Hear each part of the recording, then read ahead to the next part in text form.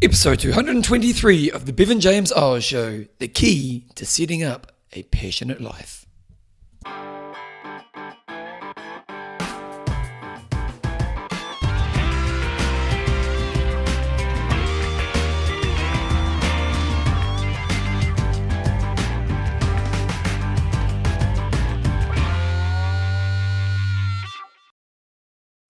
Rightio team, welcome along to episode 223 of the Bevan James Eyles Show, your fortnightly podcast on the behaviours that create a lifetime love of exercise so you can get all the benefits that come alongside it. I have to apologise about my voice first of all. One of the downfalls of being a fitness professional is that sometimes you yell too much and it hurts your voice, and at the moment I'm sounding a bit scratchy. Not ideal, but it's just kind of is what it is. People often think I'm sick, and I'm not sick. I just yell too much. But I've obviously been yelling a lot lately. Today's show. What am I doing in today's show? I have a subject that I find really quite fascinating around creating a passionate life. And there's many things you need to think about when we think about creating a passionate life. But one is that once you've actually given yourself the time to do the work around the passion, is making sure you do the work. And I've had a couple of clients recently who we've worked really hard around creating a life where they can do their kind of mission work, their kind of purpose work. And both of them have got a little bit lost. And it's just been this really interesting insight in this. So I want to go deep into the subject. So if you are somebody who's in that place in your life where you know deep down you want to move towards something that you're more passionate about, I think you get a lot from this. And even if you're not in that place, I still think there's a lot in this show. So one thing I probably will quickly address today before we get into the main gist of today's show is how to stay motivated when the goalpost keeps getting kicked up the road. So we think of 2021, and I deal with a lot of athletes or people training for running events. And this year has been a very challenging, in New Zealand at least, and I'm sure in many parts of the world, at least the last 18 months through the COVID time. There's been a lot of goalposts being kicked up the road. So it's it's that thing of when you're training for a half marathon, you're doing all the training, and then suddenly the race gets postponed or gets cancelled. I had one lady, this lady called Nick, I've actually coached her for running for quite a long time, and she's achieved some pretty amazing goals. And this year she wanted to do her first ever 100k race, and she trained like a beast. Man, she was an absolute rock star. And the weekend she'd finished her long weekend, and when you're doing a 100k race, her last weekend of training, I think I had her doing a 60k run one day, and then a 2-hour run the next day. At the end of a week where she'd already done a lot of running, so she was doing massive volume. The weekend after she finished her longest run, she gets an email saying the race has been postponed. And this is a real kick in the guts. And for a lot of people, this is something we've experienced in this COVID time, is that you've set these kind of challenges for yourself and the ball gets kicked up the road. And so I just wanted to quickly address, what do you do in this situation? So first of all, and I think this is important because I think a lot of people are goals-based when it comes to exercise behaviour. So a lot of people, to me, there's kind of the routine exerciser, and routine's a really good place to be. But then there's the person who almost needs a goal to maintain a level they're happy with. It might be higher than that level. So I think of some people I know who do events. If they're not doing an event, they kind of don't just go back to a baseline that's good enough. They kind of go below that baseline. And so these people will always be looking for another event. So they might do a half marathon, and then not long after that, they're going to need to set another goal of doing a marathon or a 10k race or a half marathon within another period of time. And the reason is because if they don't have that target, they go to a version of themselves that they ultimately don't like. And I suppose for that person, one thing to think about is to developing that baseline behaviour. What's my baseline of exercise, which is still good enough. And I've talked about that on this podcast in the past. For me, my baseline behaviour for exercise is 6 sessions a week or 6 days a week with at least an hour of exercise a day, often 2, maybe even longer, but that's kind of my baseline. Now, when I'm training for an event, I'll do more than that, but then when I haven't got a fitness goal, I want to stay in that baseline. Now, unfortunately, for a lot of people who are going on a fitness journey, once they've got that goal in place, or once that goal finishes, that's when they go below that baseline. So in my example, it might be that I go to doing 2 days exercise a week. And that's a problem because we we get to a place where it's really dissatisfying. So that's why you find a lot of people need another goal after another goal after another goal. There's a big discussion to have around how to become good at learning what your baseline is without needing a goal. But that's not what I want to talk about right now, because this year has been having that goal kicked up the road thing. So I think the first thing we need to do, let's say you're training for a race and it's been cancelled, postponed, or you just can't do it because of like a COVID situation. The first thing you need to do is appreciate what you've done to this moment in time. So I'll use Nick as my example. While she didn't get to do a 100k race, she had learned a lot about herself and gained a lot of insight, because she will end up doing a 100k race in the future. So while it absolutely sucks that she couldn't do that race, the first thing she needs to go is there's still value in the work that I've done to this point in time. Because when we have that really disappointing thing of the race isn't going to be on, we can just go to that kind of, I wouldn't say negative perspective, but just disappointing perspective of, well, that's been a waste of time. And it totally hasn't. Even though Nick will probably lose the fitness she had to that point in time, she's gained some amazing insight about her training, about her mental capacity, about nutrition, that when she does end up doing a 100k race in the future, then she will have that knowledge that will actually help her be more successful moving forward. So while the goal has been moved, and that means that the last period of time's training, there is some waste that comes with it. It's not a total waste. And your job is to not focus on the disappointment. Your job is to focus on what you've gained from the experience you've had over this period of time. And probably a good thing to do at this moment is just to catch those lessons. So maybe even write down, what are the lessons that I've learned, so that when I do go back to this goal moving forward, I can make sure I install these lessons again. To me, the second thing we want to think about is actually having a bit of a break. And Nick's actually a good example of this, because Nick, she wanted to do a 100k race, and she really wanted to pop one out, and understandably, because she, and I think she'd even had a marathon cancelled earlier in the year, so she wanted to get it done, and she determined that she wanted to do a race. The race that she had signed up for was kicked up the road until December, instead of being, I think it was in late October, so it was going to December, and she was like, I want to continue on, and I want to try to still do this race. And unfortunately, once she kind of started getting into the big volume again, she realised she hadn't set her life up to do that again. And what I mean by that is, when she knew she was doing the 100k race in October, for like 3 months before that, she kind of said no to everything. She'd made sure she'd taken a day off work. She'd, really committed her life so she could do the type of training that was so demanding on her life. Whereas when it got kicked to December, she hadn't put that preparation in place. And so once she started to get back to the big volume, she realised she just couldn't make it work. And that was just because it's a busy time of year, it's more a social season, and she hadn't said no to things, a couple of weeks or a couple of months ago, that meant it was just really hard to get that training in. And so she ultimately had to conclude that trying to do that 100k race in December just wasn't going to work.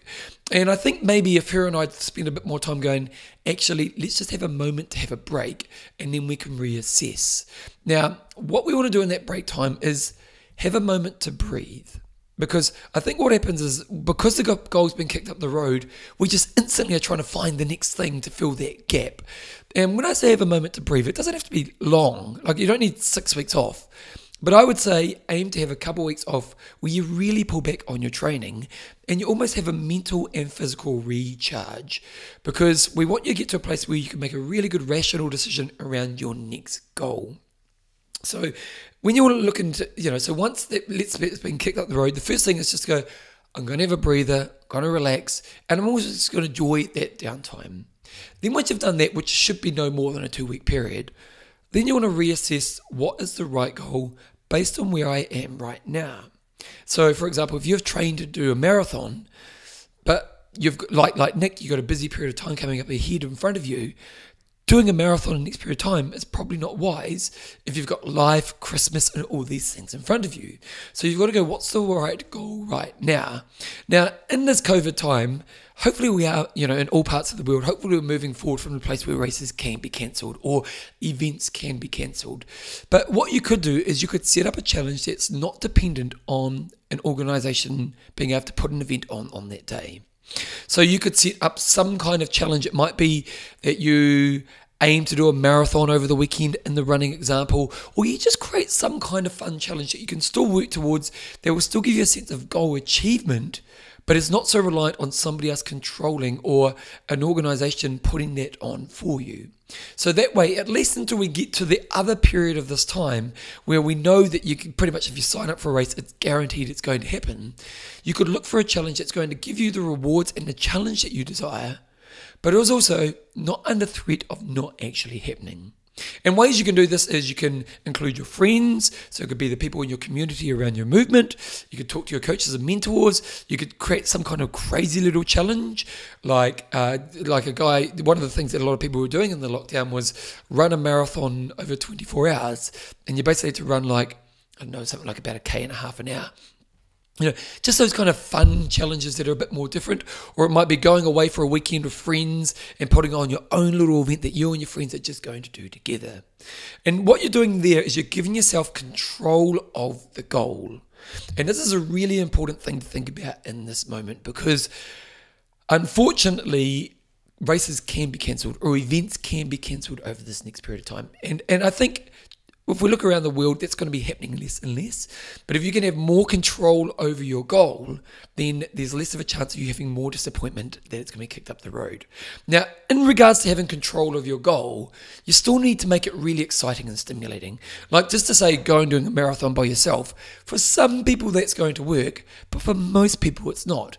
Whereas again, if you can get the people that you know are runners and say, okay, this weekend we're all going away to this beautiful place, I've put together this really crazy marathon course, and we're going to do it together.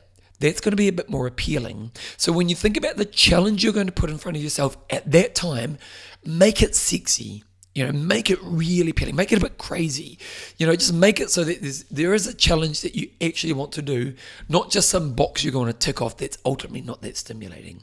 Because what you need is a challenge that will still keep you responsible to the training you need to do. And it's an important thing to think about. And then from there, get a plan and ultimately move towards that next goal.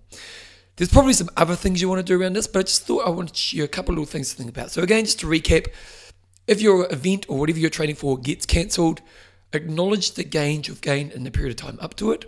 Take a moment to breathe, relax, unwind, and then quickly reset a goal that you can control that was stimulating and enjoyable, and maybe involves other people so you can make it a bit of an adventure, but you can guarantee it will actually happen. It is a crazy time.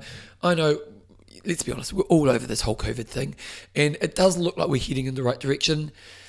Who knows how long that's going to take, and fingers crossed we will move into a world where there's a lot more certainty moving forward, but this is a way that you can still keep those goals in place and not have the disappointment of just feeling this, here's another example of me not being able to achieve the goals that I want this year. So I just wanted to share that with you. I'm about to get into the main gist of the show, but I just want to say thank you for all the feedback on the interview I did in the last episode with Nat. I got amazing feedback on that interview. Obviously, she's a rock star.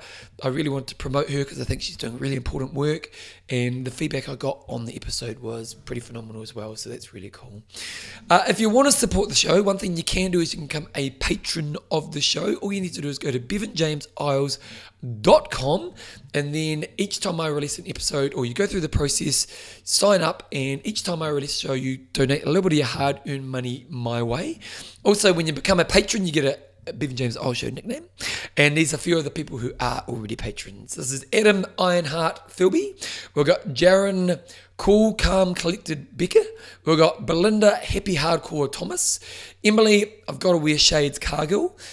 Ian Rise to the Top Rose. I saw Ian and his wife yesterday. Joe and I bought a new TV yesterday, and when we were buying a TV, Ian was buying a TV as well, so there you go. He rose to the top of the TVs. If you want to become a patron of the show, just go to bevanjameseyles.com, go to podcast, click on support me, go through the process, and again, every time I release an episode, you donate a little bit of your hard-earned money my way. It just supports me in what I'm doing.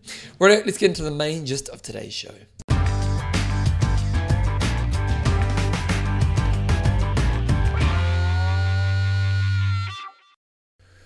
A few years ago, well, I can't actually remember how long ago it was, but I did an episode on this podcast around how to live a passionate life. And when I was designing that episode, it was kind of designed for people who are kind of already in their life. Like if you think of somebody in their late teens, early 20s, in that moment where they're kind of creating the life in front of them, that's an interesting moment to be in, because you are kind of creating your life. And so you can make some really good choices in that moment if you have awareness around what you love and you have the ability to kind of develop yourself in a way that takes you down that pathway. I'm a pretty good example of that. Around 20, I realized fitness was my passion, and I was able to walk down a pathway of making a career out of fitness. And so I've been very fortunate, because the rest of my life has always been based on fitness, and this passion for fitness has never stopped. And so I get to live this passionate life, and now I have a 25-year career of me helping people with fitness, and there's kind of this legacy, and I kind of get to be the person who gets to be the fitness guy, if you know what I mean.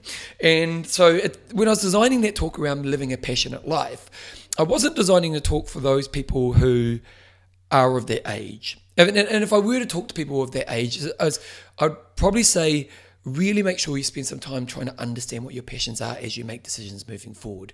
Because, and I'll give an example of this. When I went to university, my first year, when I first did university, I did a year of law. And why did I do law? Because it seemed prestigious, and it seemed, there's lots of money in law in my mind at that time, and you get respect. Did I care about law? Not at all. Really, I did not. And luckily for me, my year of University of Law, I spent my whole time doing fitness. I'd literally go to gym all day, go for runs all day, go cycling all day, and turn up at university and just do my lecture, and that was about it. And luckily at the end of that year, I realised why I'm even thinking about law. Fitness is my passion, and that's where I shifted my focus. And so for young people, I think the first thing is, try to pick the pathway that's right for you when it comes to your passions. And I could talk deeply about what to think about after that, because I do have some thoughts on that. But I'm not going to, because it's not today's discussion, and maybe I can do that in another podcast. But how to live a passionate life is a much more challenging discussion when we think about those people who already have a life. And what I mean by that is you're kind of already in a job. You may have already bought your first home, or you may have already bought your first home years ago. You might be in your 30s, your 40s, your 50s, or late 20s. You've got this kind of routine of life that you're familiar with, that you know really well, that might be good enough, or you might be really dissatisfied in. And how do you live a passionate life when you're that person is a much more challenging thing. And there's a lot of people who want to change their life, but you can't just kind of click your fingers and that change will happen. And I remember when I did that podcast on how to create a passionate life, I really talked about it's a transition. Ultimately what you want to do is you want to, first of all, create some understanding around what your passion is. And then what you want to do is start to give yourself time to work on that passion area. And actually, I'm a good example of this again, because one of my passions in life is music. And now I don't know if I ever want my full career to be music, but I definitely want to have an aspect of my life spending time playing music. And, if there's some kind of financial or professional aspect of being a musician, that's definitely something that I would like. And so when I think about that, my musical career, well, it started out for me just learning an instrument as an adult. And then in the last 2 or 3 years, I've got in a band, we've been recording an album, we're starting to play live, we're developing our ability to build an audience and all these kind of steps. And so for me to lead a passionate life around music has been this pathway I've been developing for myself and committing time and energy to. Whereas in this moment I'm in right now, in the next year to 18 months, it might become something that's more of my life in a way that's me performing, me expressing, me writing and creating, which was the main purpose I started music, 5-10 years ago. And so when we think about that aspect, what I did is I was like, okay, well, I want to be passionate. I want to perform as a musician. I want to be creative as a musician. I need to build a life towards it. And that was what I was talking about in that last podcast, is that what you ultimately need to do is, if you are waking up in a place where you want to change and you'd like to live a more passionate life, the first thing you need to do is create the opportunity to spend the time developing that side of your life. And recently I've had a couple of clients who we've been working towards this. There's a couple of clients in particular who they come to me, and these clients are really in a really good position in life. Like, they've got great careers, they're actually doing stuff they like, they contribute in really powerful ways, they're very successful in the thing that they do. They just wanted to do maybe something that's a bit more impactful or a bit more purpose-driven or just that next level of their passion. And so the first thing and it's very interesting because both of these clients have had a very similar pathway in this last moment of time. And so the first thing we did was we kind of did like a bit of a time audit. How are you spending your time? Ultimately, I think it's a really interesting tool to do as a time audit. I did it, my wife and I did it about a year ago. And we just sat down and we said, how are you spending your time? Like literally, we had to block it every 15 minutes a week. Not just work, just how you're spending your time. And with these two clients, we kind of did that. Where's your time going? And then we kind of realized, we kind of assessed, where can you offload? So what are you doing that maybe you don't need to be doing or you don't want to be doing? Because really what we're trying to do at this moment is we're trying to create an opportunity for them to have time to work on that more purpose-driven, more high-level passion projects in their life. So first of all, we kind of did like, what were you spending your time? And then we did a little bit of a, what do you need to offload and what don't you actually enjoy doing? And now these people were in a position where they were lucky enough to be able to do that. But then we had to do it was almost, we called it the transition period. We had to do almost like a triathlon transition. You go from the swim and a triathlon and you get on the bike. But there's this moment between where you've got to run from the swim, put your gear on, get all your bike gear ready and get on the bike. And for these people, the whole objective of this, let's talk through stages. First stage was to assess. So what are you doing right now? The second stage was to create an opportunity to have time. And that's what the second period was. And for both of these people, it took a bit of time. Like for one, it took about 4 or 5 months. And that was partly because they had a legacy of work behind them. So they'd said yes to jobs in the past. And those jobs were important jobs and they had to finish them. But that meant that they couldn't necessarily just drop those jobs straight away. So it took like 4 or 5 months for them to get to the position where they could start to have more time. Another one of the people had to kind of start to say no to jobs that they were currently doing, start to prioritizing other things that weren't so important and put them out of their life. And so stage 2 was this kind of idea of, I'm trying to give myself time in my life. And for both of these people, they did a great job. And as I think about, as I'm taking you through this podcast, if you're listening to this and you know you are somebody who would love to be passionate in or living a more passion-filled life, think about your stages. So the first thing is, where are you right now? How are you spending your time? And then how can you get more time in your life? Because if we go back to the podcast I did around passion, I said one of the problems for a person who's trying to find a passionate life is, let's say you want to do painting. Let's say you'd love to be a painter and you'd ultimately love to have a career in painting, but at least have a hobby in painting where you could make some money. Now the problem for a lot of people is they might get a little bit of time to do painting, but it happens in the most fatigued moment in their life. And what do I mean by that? So if you've got a job, that takes a lot of energy. If you've got family, that takes a lot of energy. If you've got other things you need to do, like house and just the priorities, the responsibilities of life, that takes a lot of energy. So then if you want to paint, when does that come? It comes at the end of all of that. Your job, your family, your responsibilities, your health work that you do on yourself, all that comes first. So then you sit down to do painting, it's 9 o'clock on a Tuesday night, and you're so tired. And so it becomes that thing you should do, but you don't do because you're just so fatigued. And unfortunately what you do is you often will beat yourself up for that. You'll say, oh, I'm just so slack, I wish I had more willpower and I wish I was more motivated, but I just can never get around to getting painting. And so eventually what happens is you give up on your dream of being a painter. Now, the problem with that is ultimately it's not that you don't want to be a painter, it's just that your strategy is really poor because you're trying to put the passion project in when you have the least amount of energy. So you're mentally and physically fatigued, so your chances of being successful is massively low. And I think of my piano playing, with my piano playing, I plan it for about 3 o'clock in the afternoon because I still know I've got a bit of energy in my day to put my time into my piano. Whereas if I were to play my piano at 7 o'clock at night, it just would never happen because I'm so tired by 7 o'clock at night. And so now, admittedly, I'm very lucky. I have a life where I have autonomy and I can plan my piano playing in at that time. But when I was working with my clients in this kind of stage 2, which is the transition stage, when we're looking to create time, where they'll have energy and good mental resource to actually do the passion work. And that was a really important thing. It wasn't to say, just fit it in at the end of the day. Make sure you give yourself an hour each day. At the end of the day, do your passion work, because the chance of them being successful and doing great work at that time is massively low. So stage 1 was the assessment. Stage 2 was to create the opportunity to have time. And what we're talking about is not just to have time, but to have time where you have great energy and great resource within your mental space to be able to do the kind of work that you want to do in that moment. So that's what we worked on for a period of time in that transition period for both of my clients. And they both did really well. Both of them got to the point where they basically had somewhere around, I don't know the exact number, but it was kind of like 10 to 15 hours a week where they could work on a passion project.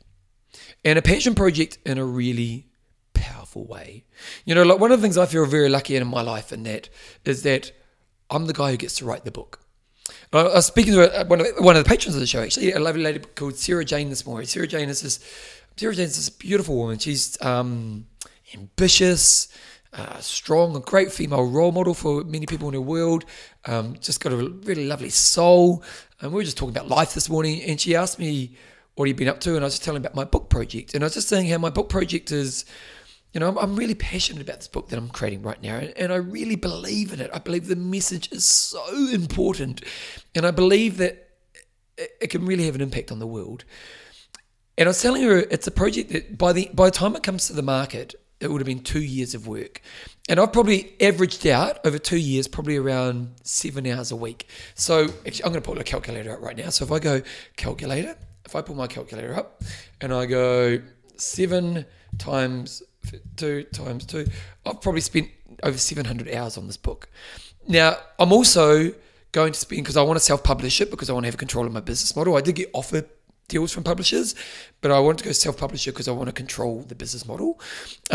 So the book's going to cost me around $30,000. So it's a lot of money. $30,000 is a lot of money. So I've spent over 700 hours on it. I've spent over $30,000 on getting the book ready to the market. And I was saying to Sarah, it's really fascinating because, this time next year it could go nowhere. Like it could be a project which was a total waste of my life. And was it a waste of my life? Well, who knows? But I want it to have impact.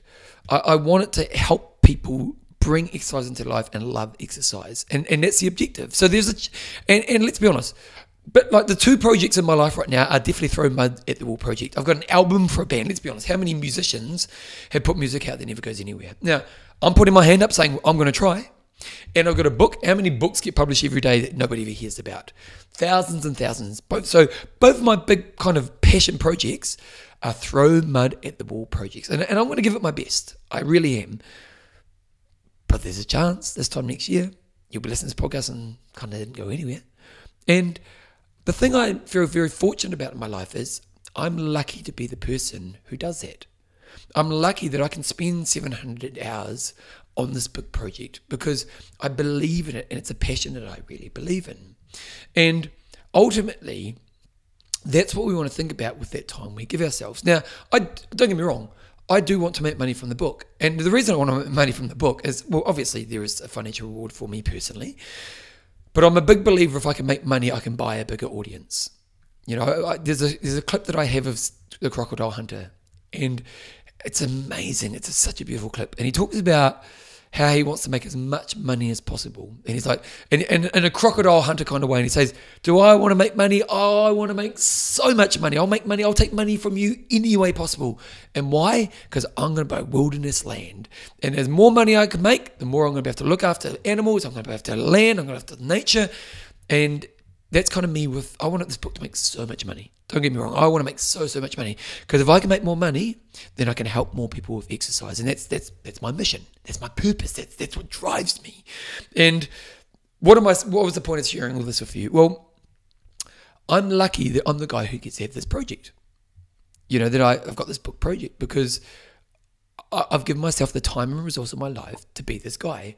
And I can devote 700 hours for this opportunity to create something I'm really passionate about. And that's what we're trying to do with both my clients. So as we got through stage 1, which is assessment, We assessed what they need to let go of. Then we got through stage 2, which was trying to find that time so they can have good energy and resource. Then we got to stage 3, and quite fascinatingly for both of these clients, they both hit it kind of at the same moment. And stage 3 is, now you've got time, what are you going to do? And both of them came to me with projects that they wanted to do. So both of them had a couple projects that were definitely aligned to their passions, definitely aligned to their philosophy. Both of them work in industries which have big influence in the world, and they want to show that both of their industries that things can be done differently and really powerful. Like if you listen to both these men, they're both guys. If you listen to both of them, they're just when you hear a passionate person. Well, both of these guys, A are so passionate, and B, they're the right people to be telling that story. They're the, I think of myself with my book. I'm the right guy to write this book. Why? Because I've trained thousands of beginners to win with exercise. And so these guys are those guys. So both of them came back to me with some projects they wanted to do. And it was really exciting. They now had time. They now knew the projects. They were aligned to their passions. Let's go. I was so excited to think about what's going to be watching them over the next period of time. Well, kind of in the next couple of sessions, both of them were lost. Both of them a little bit lost. And it was fascinating thinking about how they were lost. It was reflected in a couple of ways, actually. So, okay, I'm going to talk about how it was reflected. So, 3 things kind of shine through. First of all, there was a lot of time spent on trying to find the tools. So, I'll give an example. This is a problem for a lot of people when they're trying to start something new. Let's use a triathlon analogy. You want to do a local triathlon, and you haven't really done any triathlon in the past. And so what you do is you spend 6 weeks to 2 months researching the right type of bike to get. In that time, you spend all your time trying to spend what kind of wetsuit should I get.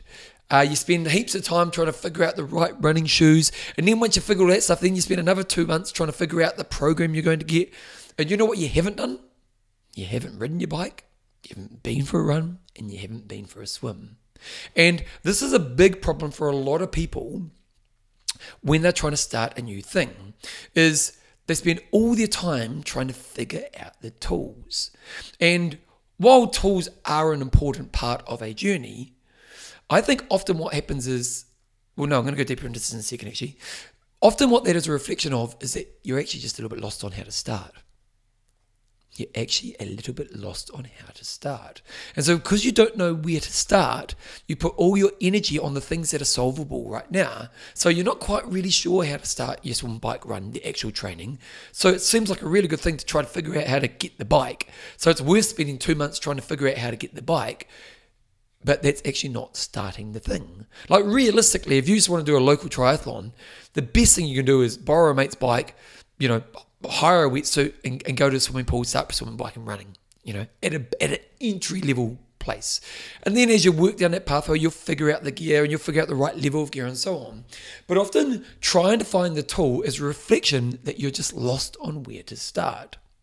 The second thing I saw come through was looking for motivation. So one of the people, they were reading a lot of books from creative people, listening to podcasts from creative people, listening to TED Talks from creative people. So what they were looking for in that moment was motivation on how to start.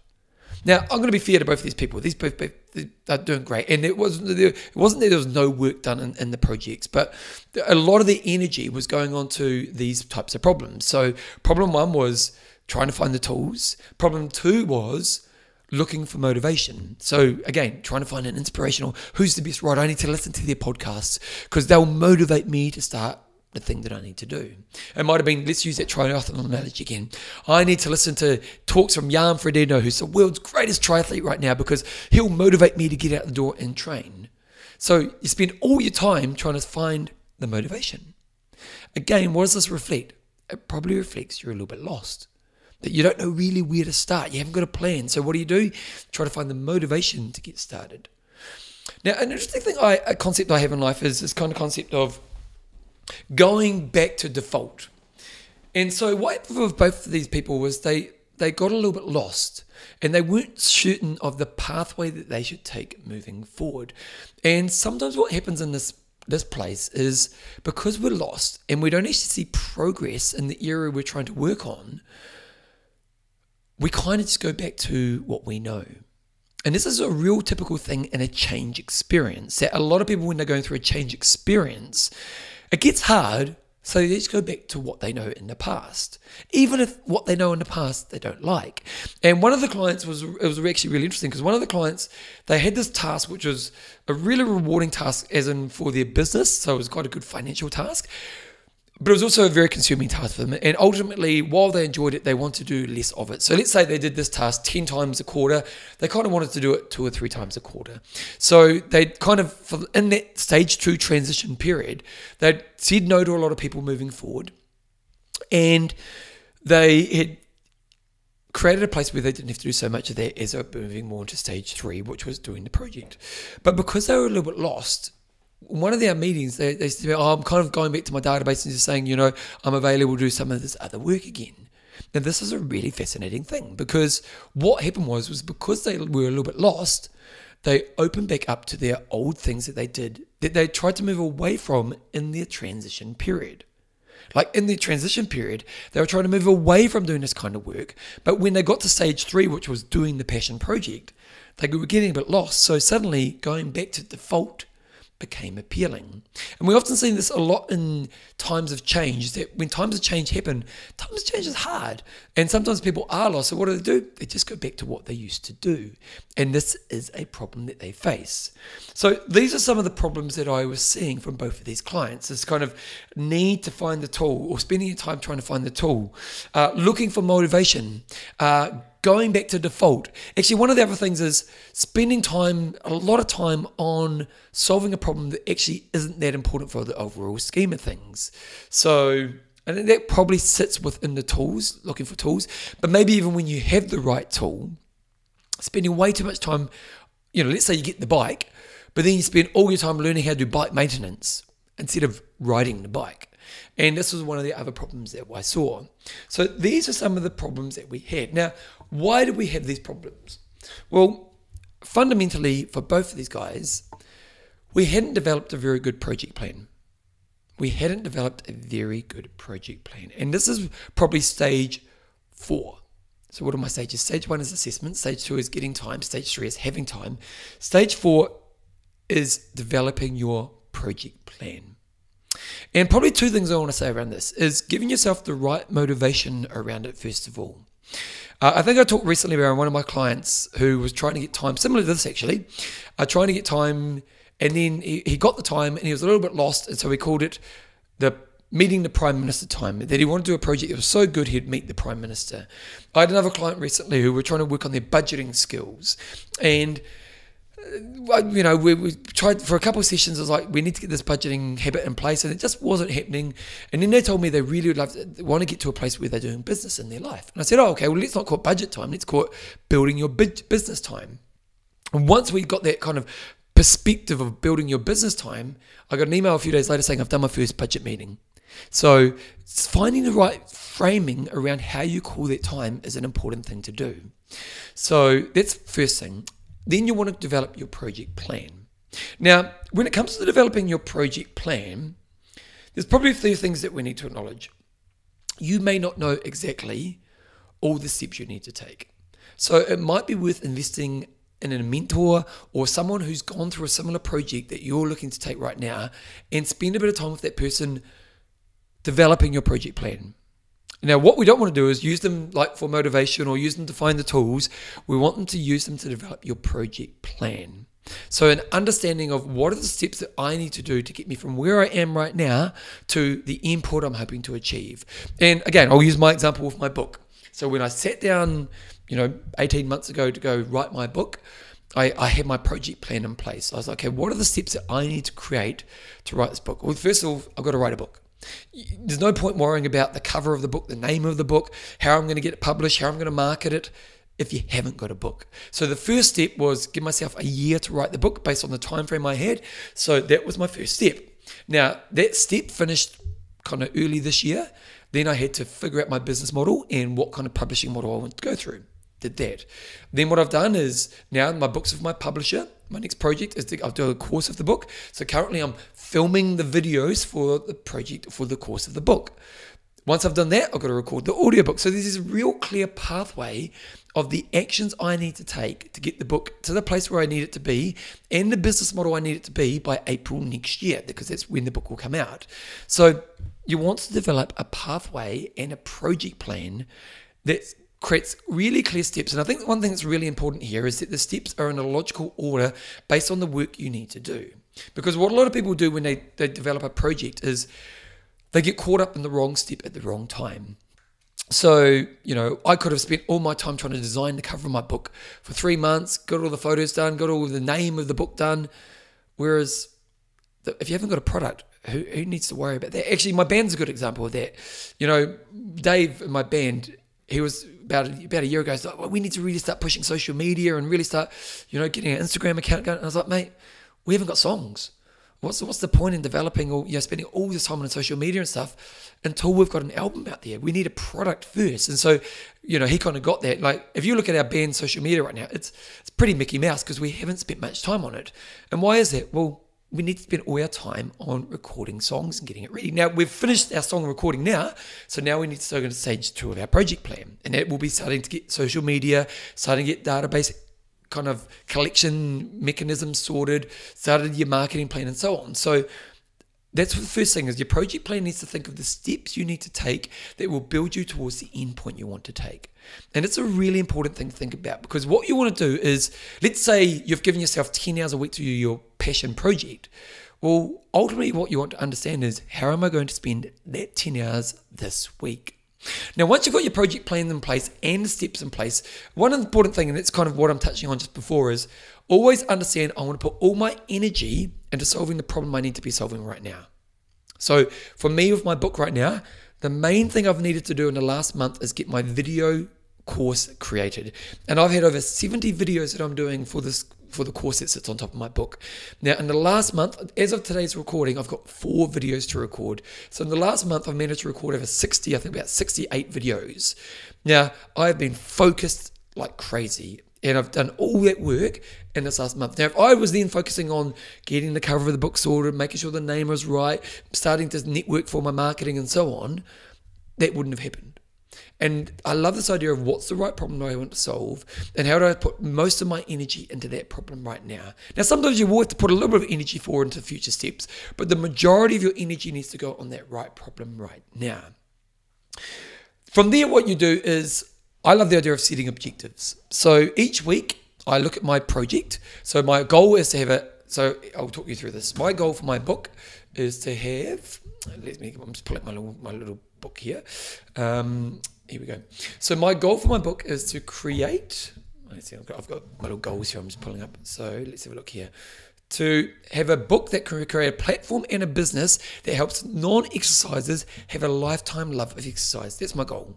Okay, but then when I think of my project plan at the moment, my objective is to get the course video and website for the course and back end for the course finished. So when I look at my objectives for this week, I'm just pulling up my objectives for this week. This week, my objective for this week for the book was to have course production, have the course 90% finished, and have the titles for each of the videos complete. So this week, I'm 90% finished. I've only got 4 more to do, and I've got I've got about 50% of the titles done. So when I sat down for this week, that's how I wanted to use that time.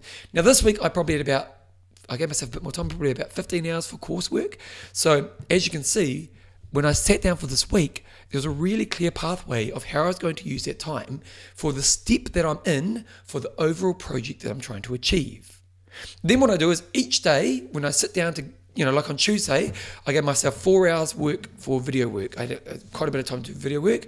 I sit down, I gave myself clear objectives of how I want to use that time. Now, as you can see, I've got a really productive approach to how I'm doing this.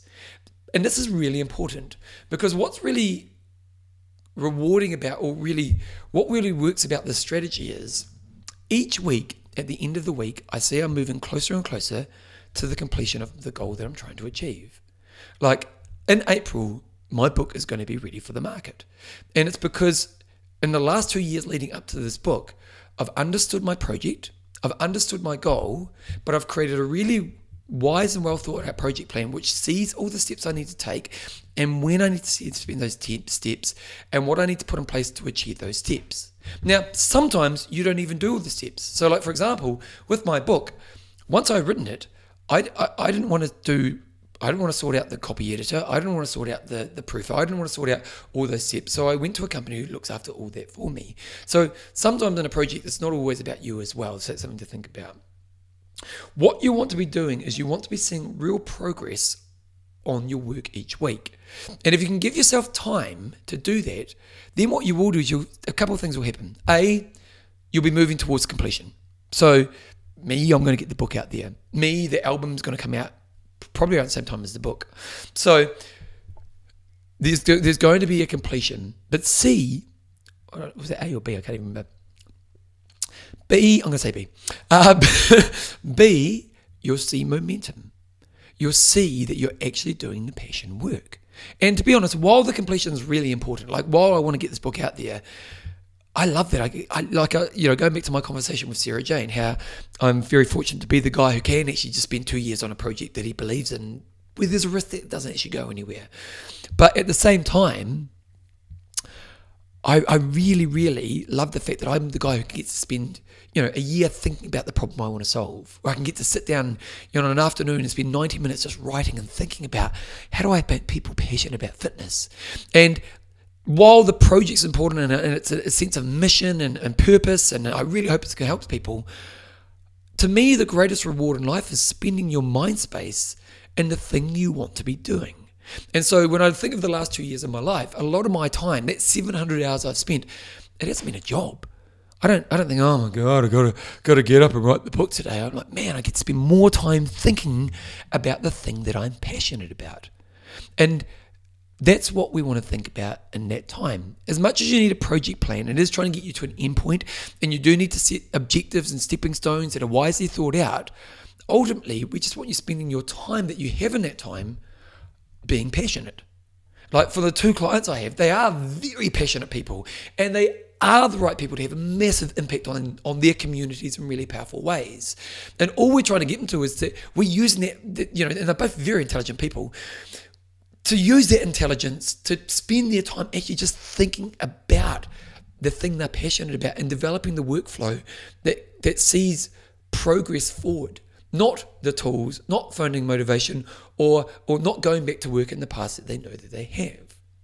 And to me, that's when you get to lead a passionate life. Now, sometimes passionate lives don't actually equal money. I'll be honest, the music thing, I'd love for our band to be successful. And again, I'm going to do it with a strategy where we are going to try to do some marketing to make it work. But I'll be honest, come on, music's a pipe dream. So it might just be that thing in my life that's a total hobby and there'll never be any money in it. And let's be honest, a lot of passions are like that, and that's okay. If you could spend 10 hours, like me spending 10 hours of my life a week in a passion project like music where, there probably isn't going to be any money in the long term, is that a waste of my life? No, I love playing music. I love being in my band. We've got one of our songs back from our editor or our engineer today, and I did weights and I listened to the song non-stop for an hour and a half today because I just thought, wow, we made this. And it was so rewarding. I'm so passionate with that time. And a passionate time is not always money. It's just your luxury of life to be able to spend your time in your resource doing the thing that you love doing. Now, for some people, there will be a career in it. There will be money in it. And that's not a bad thing either. Like, I would definitely work towards that if that's possible, if you want to do that. But as you can see, what we want to do is we want you to get to a place where you do actually learn how to do the work. And learning how to do the work, often it starts with a really practical approach. So let's take it back right to the start. Ultimately, what we want to say is if you are somebody who's sitting in a place where you're not passionate and you deep down want to be spending a passionate life, and you know what that passion is. And if you don't know what that passion is, spend some time trying some stuff. Just try some stuff. But if first of all, assess what you're doing with your time right now. Secondly, spend a period of time doing the transition where you offload things that aren't that important and you develop ways to buy or get time in your life. So it might be that you get 5 hours a week, 10 hours a week. And when we want to put that kind of context around that time needs to be good energy time, not end of the day, tired, fatigue time. Good energy time where you can really just nut into this problem. Then from there, and I'm going to say stage 3 is the project plan. Stage 3 is once you've got that time, the first period is figuring out the project plan. Now, that's not to say you're not going to find some tools, but the main thing is what is that pathway that I need to develop that wisely sets me up, and what are the projects I need to do, and then how do I make sure they're in place so I can set clear objectives when I sit down to do that work each time. Then when you set those objectives, set up that structure around productivity, then when you sit down to do the work or the passion, you know exactly what you're going to do today. And then when you do it, and just love the fact that you're the person doing that thing. From there, you'll see momentum. You'll see yourself build these other things. And actually, here's a really good example. I love rugby. And there's a guy on YouTube called Squidge Rugby. And he does the best rugby analysis I've ever seen. Like, I've been a really big rugby fan my whole life. And if you ask me the depth of rugby, I'd be able to, for a non-rugby fan, I could tell you the basics of rugby. But this guy, what he does is he'll go over a game, he'll spend 20 minutes, and he'll show you high-level tactics. Like you think of a high-level coach, how they think about winning a game of rugby. And watching his videos, I'm learning stuff I've never, ever learned about rugby in the past. Now, this guy started off as a passion project. He started off just doing some YouTube clips. Now, he's so good at what he's doing. He's got a Patron audience. He's got sponsors. It's now as he quit his job and it's a full-time job. But also what's happening to him is now all the big TV networks are going to him and saying, can you be one of the guests on our shows? Because he's so good at what he's done, he's getting opportunity. And that's the thing about being the passionate person, is when you become the passionate person, you get to do the thing you love, but you also get next level opportunities. And if you can create that time in your life, and you can give yourself the energy, but also create a plan around how to use that energy, you'll start to build things that will give you opportunity to actually be more in the passion in your life. At the beginning of the show, I said about how I'm lucky because I'm the guy who gets to be the fitness guy in other people's world. Well, it's because I spend my life thinking about fitness and putting stuff out there like this podcast. People think, oh, we should get Bevan on this when it comes to fitness. And that's because I've built this legacy of work. And if you build a body of work around your passion, you will get more opportunity to do more of your passion at work. And that's what this is all about. So if you've listened to today's podcast and you are that person who's sitting there going, I'd love to spend more time doing my passionate thing, don't just listen to this. Spend some time thinking and doing some work around it. Think of where you are in those stages that I introduced. Again, assess, create a transition, create a project plan, do the work based on the objectives, build momentum, live your passion. Through this, who knows what your future will present. Maybe you'll be like Squidge Rugby and you'll be the guy or the girl who people call up in the future and say, we need you because you're so great at this passionate thing. To me, if you're doing that, you're definitely living your life to the greatest level.